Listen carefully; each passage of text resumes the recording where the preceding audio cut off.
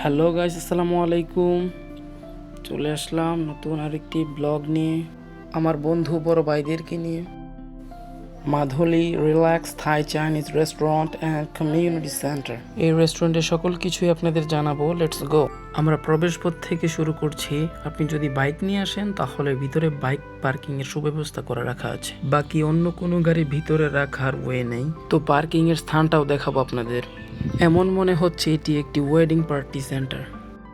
সাধারণত গ্রাম সমাজে এরকম রেস্টুরেন্ট আপনি কোথাও পাবেন না। চারদিকের বেড়াগুলো বাঁশ, কাঠ, গজারি গাছ দিয়ে বেষ্টিত। রয়েছে 4টি প্রবেশপথ। পাশেই রয়েছে কাপলদের জন্য বা ছোট পরিবারের জন্য সাজসজ্জিত বেশ কয়েকটি কুঁড়ে ঘর। এরই মাঝে ঘন সবুজ মাঠ।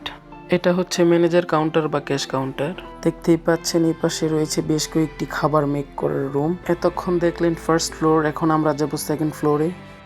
এটা হচ্ছে সেকেন্ড ফ্লোর। ভিতরে এয়ার কন্ডিশনের সুব্যবস্থা করে রাখা আছে, বাট সেকেন্ড ফ্লোর থেকে আমার কাছে ফার্স্ট ফ্লোরই ভালো লেগেছে। তো আমরা সরাসরি চলে যাব নিচ ফ্লোরে। ফার্স্ট ফ্লোর থেকে ভিতরটা যদি আপনাদের দেখাই তবে বুঝতে পারবেন কেন আমার কাছে ভালো লেগেছে। লাইটিং প্লাস চারদিকের পাতার সমাহার। এই এরিয়াটা হচ্ছে বাইক পার্কিং এর, আর আজকের চাঁদটা বেশ বড়, বাট লাইট কোনটা চাঁদ কোনটা বোঝা দেয়। মোটামুটি 150 থেকে 200 বাইক ইজিলি পার্ক করা পসিবল। তার পাশেই রয়েছে ফ্রুট জুস করা বা কফি সেন্টার। ততক্ষণে আমার বন্ধুরা খাবার টেবিলে বসে পড়েছে, আমিও তাদের সাথে যোগ দেই। ওয়েটের সময় নিয়েছে 10 মিনিট সময় লাগবে খাবার দিতে। তো খাবারের দিকে যাই বন্ধুরা। এখানে চিকেন চাপ পার্সেল করা হচ্ছে। এখানে যারা কর্মরত আছে তারা প্রচুর প্যারায় থাকে, যতটুকু দেখলাম আর কি। এগুলোর সবটাই চিকেন চাপ, বাট তুলনামূলকভাবে মাংসের টুকরো একটু বড়। কাস্টমার অধিক থাকার কারণে ওয়েটার বা কর্মরত সবাই খুব প্যারায় থাকে, একটু বিশ্রাম নেওয়ার কোনো সুযোগ নেই। আর এই রেস্টুরেন্টের ওয়েটারদের ব্যবহার খুবই ভালো।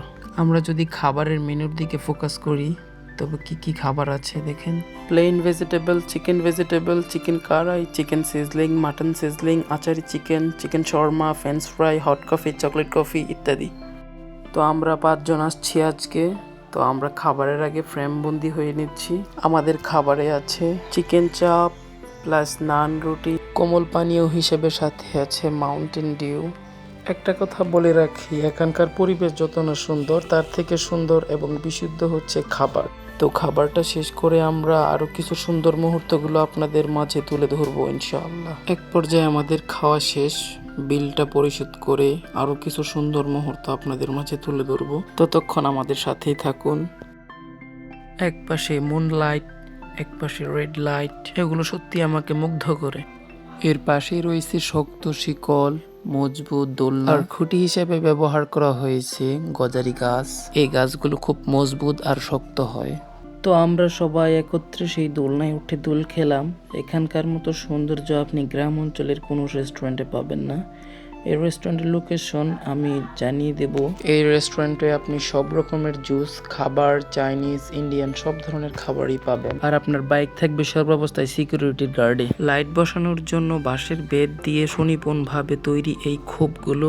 বিদায় নেওয়ার আগে সবাই আবারও ফ্রেমবন্দি হলাম। তো বন্ধুরা, বিদায় নিচ্ছি আমরা Madhuli relax Thai Chinese restaurant and community centre থেকে।